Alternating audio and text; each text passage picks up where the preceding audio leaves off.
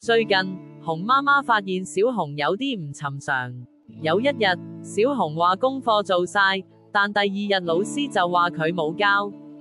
又有一次，小熊話糖果係小兔送嘅，但熊媽媽發現錢罐少咗啲零錢。熊媽媽冇即刻鬧佢，反而選擇坐低，聽下小熊點解會咁做。夜晚，熊媽媽坐喺床邊，輕聲問：你係咪驚我哋唔中意你？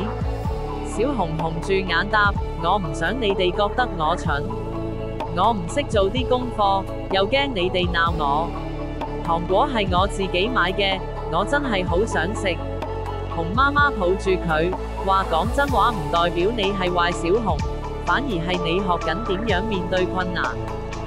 熊爸爸都加入咗，提議一家人開始一個誠實小任務，每日記錄一件誠實嘅事，貼喺雪櫃上。幾個星期後，小熊唔再驚講真話。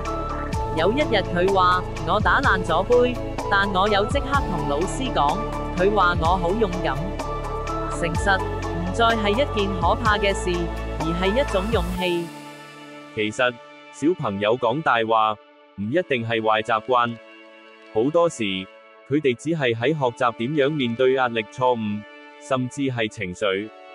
喺小熊的秘密入面，我哋可以見到，背後其實有好多心理學理論支持，幫助我哋更理解孩子點解會咁做。而家，就等我哋一齊睇下，呢個故事背後，有啲咩重要嘅教育理論。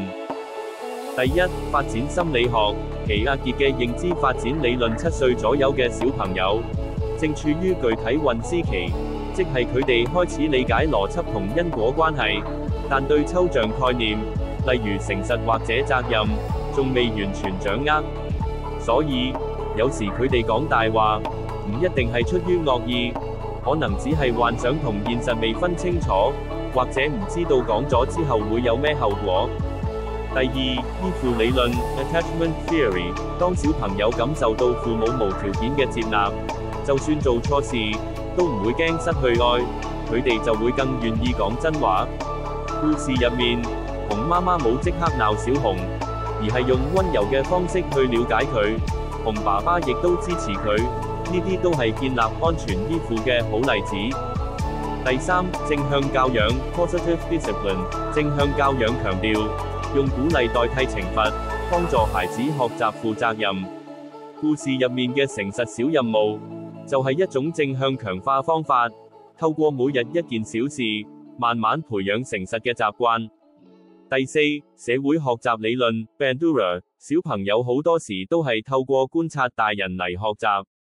當爸爸媽媽都參與誠實任務，小熊就會覺得，原來講真話唔止係我一個人要做，係一家人一齊實踐嘅價值。每一個說謊嘅孩子，背後都可能藏住一個驚唔安或者想被愛嘅心。當我哋選擇唔係即刻責備，而係聆聽、理解、陪伴，孩子就會學識，原來講真話係一種勇氣，而唔係一種錯。誠實唔係天生就識，而係喺愛入面慢慢學翻嚟嘅。你今日有冇同你嘅小熊講聲講真話，我都會中意你。